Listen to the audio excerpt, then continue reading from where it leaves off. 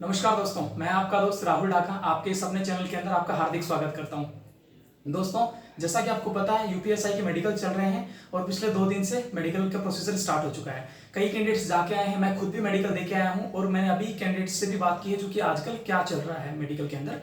तो आज ही मेरी कैंडिडेट से बात हुई है। आगरा के अंदर जो देखा जाए लेटेस्ट, तो आज 2 कैंडिडेट्स को रिजेक्ट कर दिया गया है। उनका रीजन भी देखा जाए तो उनका एक हिसाब से वैलिड रीजन है। एक जिसको रिजेक्ट किया गया है उसका एक फिंगर नहीं थी तो इस वजह से वो टोटली रूप से अनफिट डिक्लेयर किया गया है। दूसरे वाले को कलर विजन के चक्कर में उसको अनफिट डिक्लेयर किया गया है। कलर विजन भी एक बहुत बड़ी प्रॉब्लम है, इस वजह से उसको रिजेक्ट किया गया है। और कई जो मेरी प्रीवियस वीडियो के अंदर लोगों ने मेरे से डाउट पूछे थे कि भाई क्या क्या प्रॉब्लम्स आ रही हैं, तो मैं उनको बता देना चाहूँ। लोगों ने पूछा था कि कान के अंदर प्रॉब्लम आ रही है अधिकतर लोगों को। तो कान के अंदर मैं बताना चाह रहा हूँ कि लोगों ने पूछा कि उसके अंदर व्हाइट स्पॉट नजर आ रहा है, जैसे चेक करते हैं व्हाइट स्पॉट नजर आता है। व्हाइट स्पॉट वो नॉर्मल होता है, उसके अंदर कोई बड़ा इशू नहीं होता है। लेकिन हाँ, मैं आपको ये चीज कहना चाहूंगा कि अगर आप क्लीन कराने के लिए जा रहे हैं तो क्लीन कराने सिर्फ वही लोग जाएं या तो जिनका मेडिकल के लिए अभी गैप है, कुछ टाइम है, 3-4 दिन का टाइम बचा हुआ है, या तो वो लोग कराएं या फिर वो लोग कराएं जिनके कान के अंदर मवाद आ रखी हो या जिसका कान डिस्चार्ज होता हो, बहता होता है, कान बहरा होता है। तो अगर उस वजह से अगर वो दिक्कत आ रही हो कि उसमें वो मशीन से चेक करेगा तो प्रॉब्लम आती है। मशीन उसकी प्रॉपरली वो देख नहीं पाता, जो पर्दा होता है ना अपना ड्रम्स होते हैं ईयर्स के, वो प्रॉपरली विजिबल नहीं होते हैं। अगर वो विजिबल नहीं होंगे तो प्रॉब्लम आती है। और डॉक्टर जो आजकल मैं देख रहा हूं कि जैसे प्रयागराज के अंदर, कानपुर के अंदर भी मेडिकल हुआ है, उन लोगों का क्या करवा रहा था डॉक्टर ने बोला कि जैसे किन का डाउट था कि भाई शायद ड्रम वगैरह रिलीज हो रहे हैं, तो उन्होंने बोला कि आप नाक बंद करिए और मुंह को फुलाना है। ऐसे फुलाने के बाद वो बोल रहा था कि थोड़ा जोर से प्रेस करिए, क्योंकि अगर किसी के कान के ड्रम के अंदर थोड़ा छेद होता है, अगर कान डिस्चार्ज हो रहा तो उसके अंदर प्रॉब्लम आती है, इधर से एयर लीकेज होती है, तो वो बबल्स वगैरह चेक कर लेता है। तो उस वजह से भी, तो अगर आपको बोला जाता है सपोज दैट आपके छोटी मोटी भी खान के ऊपर लग रहा है कि आपको इशू है, अगर वो आपको बोलता है कि नाक बंद करिए और मुंह को फुलाइए, तो आपको सिर्फ नॉर्मल बस ऐसे ही फुलाना है आपको। ठीक है, अगर आप ज्यादा प्रेस करेंगे तो हो सकता है उसको कुछ शो हो जाए यहाँ पे और वो आपको अनफिट डिक्लेयर कर सकता है। ठीक है, अगर डिस्चार्ज हो रहा है तो आप उसको क्लीन करवा सकते हैं। डिस्चार्ज होने से आपको, क्योंकि आपके लिए बेनिफिट वाली बात होगी अगर वो क्लीन करा लेते हैं। नॉर्मल वैक्स वगैरह है तो भी आप क्लीन करवा सकते हैं, लेकिन अगर 2-3 दिन का गैप है तो, अगर नॉर्मल वैक्स है तो अभी लेटेस्ट अगर कल या परसों में है तो मैं आपको सजेस्ट करूंगा आप क्लीन ना करें, क्योंकि क्लीन कराने से क्या होता है, वो पूरा का पूरा व्हाइट चमकता है।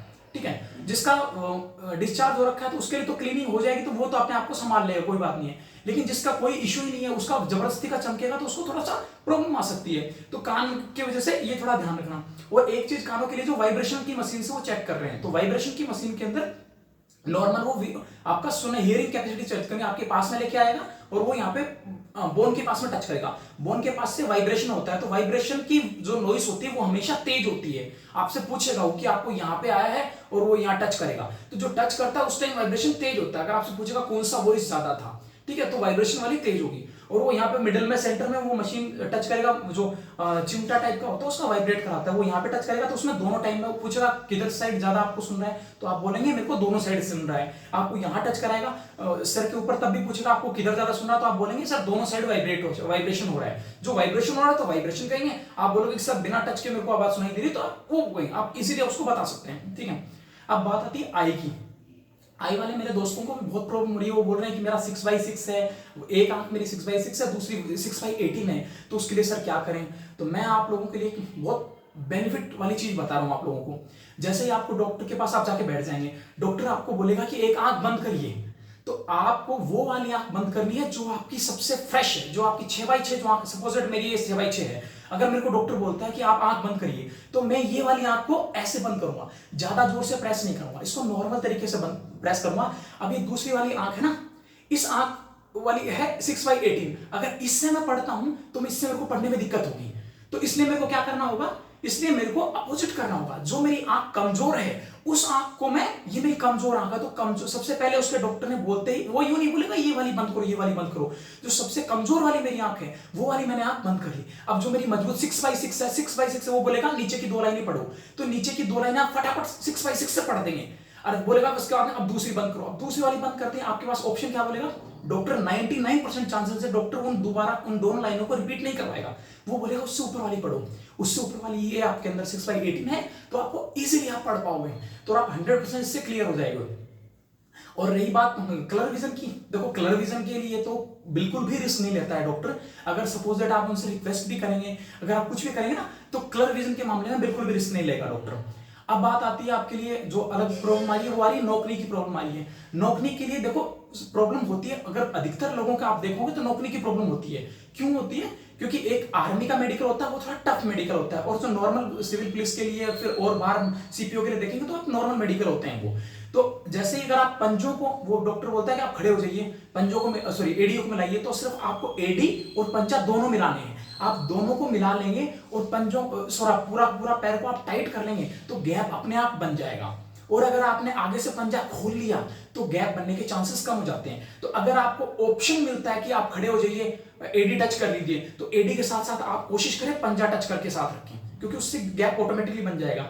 लेकिन कईयों के बो वाली प्रॉब्लम होती है, बो वाले तो धनुष के शेप के अंदर पैर होते हैं उनके, जिसके अंदर से गैप ज्यादा होता है। अगर उन लोगों को मौका बोला जाता है कि आप एडी टच करके खड़े हुए, तो वो एडी के साथ पंजा खोल के ओपन करेंगे। क्यों? क्योंकि उससे जो गैप होगा वो कम हो जाएगा। क्योंकि अगर ज्यादा गैप होता है तो वो मेजर करता है, और मेजर करने में अगर सपोज ज्यादा प्रॉब्लम होती है तो वो हो सकता है कि आपको कोई पॉइंट दे दे, या फिर आपके लिए रीमेडिकल के लिए कंसिडर कर सकता है आपको। तो इन चीजों का आप ध्यान रखें।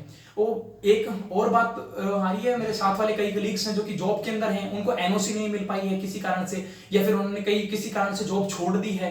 तो जिनका एनपीएस बना हुआ है और वो अगर जॉब छोड़ के आए हैं तो उनको एनओसी की रिक्वायरमेंट होती है। एटलीस्ट अपने डिपार्टमेंट को इन्फॉर्म करना जरूरी होता है, क्योंकि अगर आप इन्फॉर्म नहीं करेंगे तो आपको दिक्कत होगी यहाँ पे ज्वाइन करने टाइम। लेकिन ये आपसे डिटेल्स अभी मांग नहीं रहे हैं, आपसे ना इन्होंने, मेरे से भी, मैं अभी असिस्टेंट लोको पायलट के पद पे कार्यरत हूं, मेरे से इन्होंने एनओसी नहीं मांगी। मैंने उनको बोला था कि सर मैं ऐसे से जॉब कर रहा हूं, उन्होंने नहीं मांगी, बोले कि एनओसी की रिक्वायरमेंट नहीं है, आपने ले रखा है, ये आपके सुटेबिलिटी के लिए अच्छा है, क्योंकि जब भी आपको वहां से रिलीव होना होगा, यहां आप आएंगे तो आपके लिए कोई दिक्कत नहीं होगी।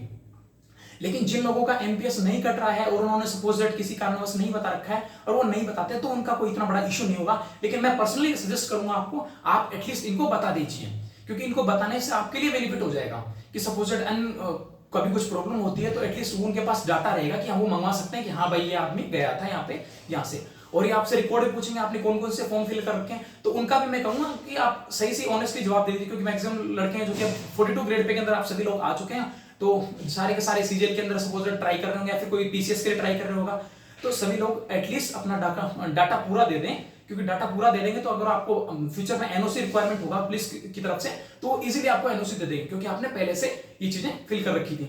और उम्मीद करता हूं अगर आपको कोई भी डाउट हो, किसी भी प्रॉब्लम हो, तो आप कमेंट सेक्शन में पूछ सकते हैं। मैं 100% श्योरिटी के साथ कहता हूं आपको जरूर रिप्लाई दूंगा मैं, ठीक है।